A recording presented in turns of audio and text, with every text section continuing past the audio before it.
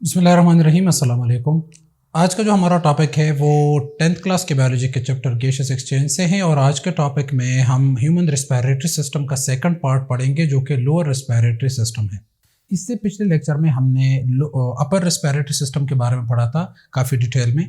तो आज हम पढ़ेंगे जो अपर रेस्पिरेटरी सिस्टम था उसमें नेजल कैविटी, फेरिंक्स और लैरिंक्स हमने पढ़ा था। आज हम पढ़ेंगे ट्रेकिया, ब्रोंक्यूल्स, ब्रोंकाई, ब्रोंक्यूल्स और साथ साथ एल्वियोलाई पढ़ेंगे और लंग्स के बारे में आप लोगों को थोड़ा सा मैं डिटेल में बताऊंगा। ठीक है, अब हम आते हैं यहाँ पर स्ट्रक्चर की तरफ और इसकी एनाटॉमी की तरफ। चूँकि मतलब जब हम सिस्टम पढ़ रहे होते हैं मतलब डाइजेस्टिव सिस्टम हो गया, नर्वस सिस्टम हो गया, साथ में रिस्पिरेटरी सिस्टम, कोई भी सिस्टम हो तो उसको समझने के लिए सबसे पहले एनाटॉमी बहुत ही ज़्यादा अहम है। अगर आप लोगों को एनाटॉमी आती है तो आप लोग फिजियोलॉजी बड़े आसान तरीके से समझ सकते हो। तो सबसे पहले हम आते हैं स्ट्रक्चर की तरफ, डायग्राम की तरफ। डायग्राम हम जो है मैं ड्रा कर लेता हूं, मैं आप लोगों को बता देता हूं, मैंने ड्रा किया हुआ है ऑलरेडी। तो मैं आप लोगों को यहां से शुरू कर देता हूं कि सबसे पहले जो हमारे पास पार्ट आता है हम पढ़ेंगे ट्रेकिया के बारे में। तो हमारा सबसे पहला जो होगा ये हमारा होगा ट्रेकिया। ट्रेकिया के बारे में पढ़ेंगे, लेकिन ट्रेकिया का स्टार्ट जो होता है यहां से होता है। ये वाला हिस्सा जो था ये हमारे पास क्या था, लैरिंक्स। क्या था, लैरिंक्स। ये पिछले लेक्चर में मैं आप लोगों को बता चुका हूं।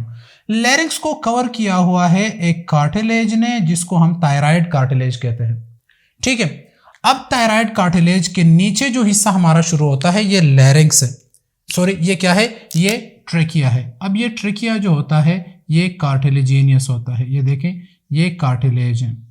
ठीक है, ये सारे का सारा जो है ये कार्टिलेज से बना हुआ होता है। ठीक है, अच्छा इधर मैं आप लोगों को बता दूं कि जो ट्रेकिया होता है ये 10 to 12 सेंटीमीटर लॉन्ग होता है। 10 to 12 सेंटीमीटर लॉन्ग होता है, यहां से यहां तक का लेंथ। और इसका जो डायमीटर होता है, डायमीटर इसका होता है 2 सेंटीमीटर। ठीक है, तो अगर इस तरह मैं ड्रा कर लूं तो यहां से यहां तक का डिस्टेंस 2 सेंटीमीटर का होता है। ठीक है, और साथ में ये भी याद रखें कि 16 to 20 सी शेप्ड या हॉर्स शू शेप्ड या इनकम्प्लीट रिंग्स, क्या कहेंगे, इनकम्प्लीट रिंग्स। ये देखें, यहां से यहां तक 10 से 12 सेंटीमीटर और साथ साथ इसकी डायमीटर को हम क्या कहेंगे, 2 सेंटीमीटर। 16 to 20 यहां से लेकर 16 से 20 तक कार्टिलेज के रिंग्स होते हैं। कार्टिलेज के रिंग्स होते हैं जो कि कार्टिलेज से बने हुए होते हैं। ठीक है, बोन से नहीं, कार्टिलेज से बने हुए होते हैं। ठीक है, और ये सी की तरह होता है। इसका शक्ल किस तरह होता है, ये देखें, इसका शक्ल बिल्कुल इस तरह सी की तरह होता है। ये देखिए, ये कार्टिलेजिनियस है। तो यहां से यहां तक का जो हिस्सा होता है ये सारे का सारा कार्टिलेज है। ये क्या है, ये कार्टिलेज है। और ये सी की तरह होता है। सी चूंकि कंप्लीट नहीं होता, ये देखिए सी शेप, हॉर्स शू। ये घोड़े का जो शू नहीं होता जो लोहे का होता है जो उसके पांव के नीचे लगाते हैं, तो वो भी इसी तरह होता है, बिल्कुल इस तरह के शक्ल का होता है, हॉर्स शू की तरह। इनकम्प्लीट रिंग, ये रिंग है लेकिन कंप्लीट नहीं है। तो ये कार्टिलेज से बना हुआ है। इसको कंप्लीट करने के लिए इसके पीछे डायफ्राम है। ये देखिए, ये देखिए, इसके पीछे फिर क्या है, डायफ्राम है। और ये इसको फ्लेक्सिबल करने के लिए जब हम खुराक खाते हैं, खाना खाते हैं, तो जब नवाला अंदर की तरफ जाते हैं, इससे पीछे की तरफ जो है हमारा एसोफेगस होता है। अब नवाला बड़ा हो छोटा हो तो वो जाहिर बात है एसोफेगस के डायमीटर को बढ़ाएगा और इस तरह घटाएगा। तो अगर वो बड़ा भी होता है तो इसके ऊपर थोड़ा सा प्रेशर आता है तो ये डायफ्राम उसको एडजस्ट कर लेता है। ठीक है, अगर ये डायफ्राम ना होता और सिर्फ कार्टिलेज होता तो अगर हम बड़ा नवाला लेते और वो अगर इधर कहीं खुदा न खास्ता फंस जाता और इसके ऊपर प्रेशर आ जाता तो वो इसको तोड़ भी सकता था, इसको डैमेज भी कर सकता था। तो इसके पीछे ये डायफ्राम लगा हुआ है। ठीक है, अच्छा, तो ये horseshoe C shape incomplete rings cartilaginous ring है और इन रिंग से बना हुआ है ट्रेकिया। ट्रेकिया सिलिएटेड है, इसके अंदर म्यूकोसिलियरी स्केलेटर वाला सिस्टम मौजूद होता है। जरासीम आते हैं तो ऊपर की तरफ जाते हैं, फिर सुबह हम उठते हैं, गला साफ करते हैं इस तरह, और वो जरासीम उसको जो है वो म्यूकस को बाहर की तरफ जो है वो फेंक देते हैं। जब हमें इन्फेक्शन होता है तो ज़्यादा म्यूकस आता है, वो डिसऑर्डर्स में पड़ेंगे। यहाँ से जो है हमारे पास क्लियर हो गया ट्रेकिया। अब ट्रेकिया के बाद बारी आती है हमारे पास, ये देखिए, ये ब्रोंकाई है। अब ब्रोंकस जो है और ब्रोंकाई, ब्रोंकस हमारे पास सिंगुलर है, ब्रोंकाई जो है हमारे पास प्लूरल है।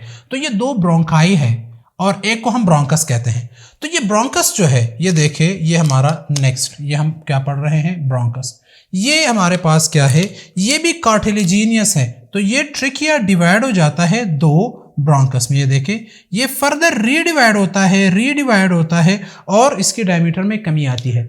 और ये भी साथ में आप लोग याद रखें कि ये भी कार्टिलेजिनियस है। इसको हम क्या कहते हैं, इसको हम प्राइमरी जो है वो ब्रोंकस कहते हैं और ये हमारे पास सेकेंडरी ब्रोंकस कहते हैं इसको हम, ठीक है। अब ये जो है ज्यादा नंबर में होते हैं तो उसको हम ब्रोंकाई कहते हैं और ये कार्टिलेजिनियस होते हैं। अब ये कार्टिलेजिनियस जो हमारे पास ये ब्रोंकाई होते हैं, ये फिर बाद में जाके लास्ट पे हमारे पास डिवाइड हो जाते हैं बहुत छोटे छोटे जो है वो ट्यूब्स में। वो छोटे छोटे ट्यूब्स जो होते हैं उसमें कार्टिलेज नहीं होता, ठीक है, और उसकी डायमीटर भी बहुत ज़्यादा कम होती है, ठीक है, और राउंड अबाउट इस तरह माइक्रोस्कोपिक शक्ल में जो है वो कन्वर्ट हो जाते हैं। तो उसको हम क्या कहते हैं, उसको हम ब्रांक्यूल्स कहते हैं। और ब्रांक्यूल जो है वो कार्टिलेजिनियस नहीं होते हैं, वो साइज में बहुत ज़्यादा छोटे होते हैं।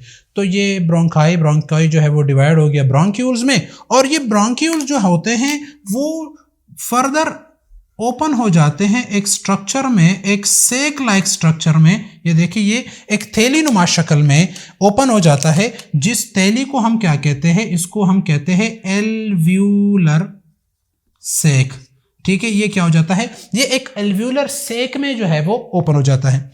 अब ये एल्व्यूलर सेक जो होता है, इसके ऊपर जो है वो काफ़ी ज़्यादा ब्लड कैपिलरीज होते हैं, ठीक है। तो ये रिच विद ब्लड सप्लाई होता है। ये क्या होता है, रिच विद ब्लड सप्लाई होता है, ठीक है।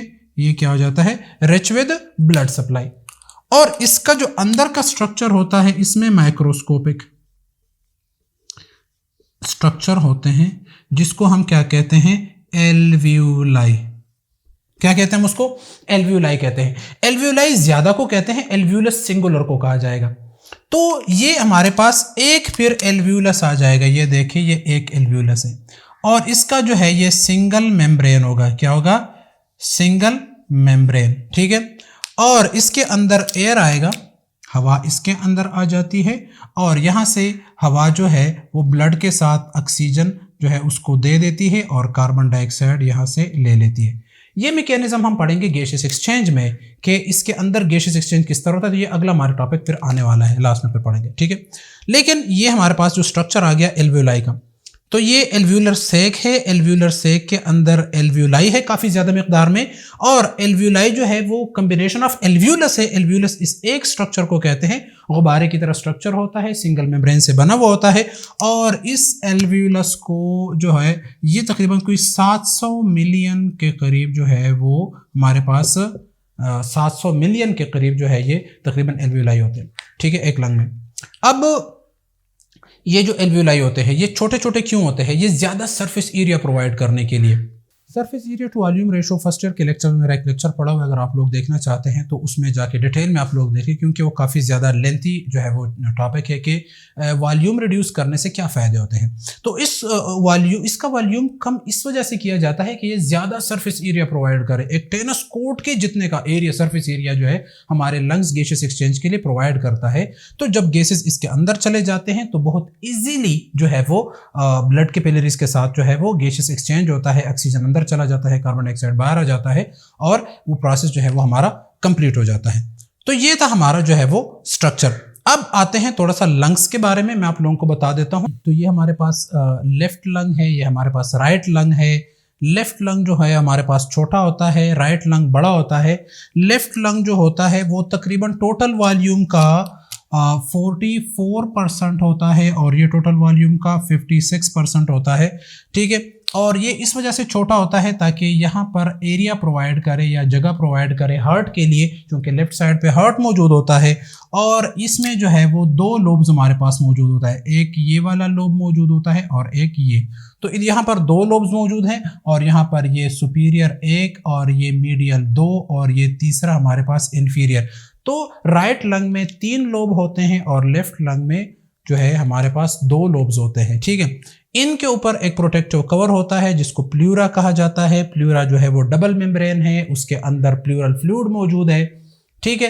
प्लूरा जो है वो एक कुशन का काम करता है, इसको जो है वो प्रोटेक्शन प्रोवाइड करता है, इसको फ्लेक्सिबिलिटी प्रोवाइड करता है। और इसके ऊपर फिर हमारे पास ये रिब्स है, चूंकि ये चेस्ट कैविटी के अंदर लंग्स पड़े हुए होते हैं तो रिब्स इसको प्रोटेक्ट करते हैं। 12 जोड़े जो है वो रिब्स के मौजूद होते हैं इसके ऊपर, इसको कवर करने के लिए। और ऊपर दरमियान में से एक बहुत बड़ा बोन गुजरता है जिसको हम स्टर्नम कहते हैं। और लंग्स के नीचे मतलब एब्डोमिनल कैविटी आती है, तो एब्डोमिनल कैविटी और चेस्ट कैविटी को सेपरेट करने के लिए हमारे इधर अंदर एक मौजूद होता है डायफ्राम। ये डायफ्राम ब्रीथिंग में हेल्प करता है। ब्रीथिंग किस तरीके से होती है, गैसेस एक्सचेंज किस तरह से होता है, ठीक है। और इसमें से कुछ खास टर्म्स में आप लोगों को जो है वो और एक एक्स्ट्रा लेक्चर इसके ऊपर दूंगा कि टाइडल वॉल्यूम, रेसिडुअल वॉल्यूम, इन चीज़ों के बारे में आप लोगों को लेक्चर दूंगा। तो ये चीज़ हम बाद में पढ़ेंगे। आज का जो हमारा टॉपिक था वो यहीं पर ख़त्म होता है। थैंक यू, अल्लाह हाफिज़।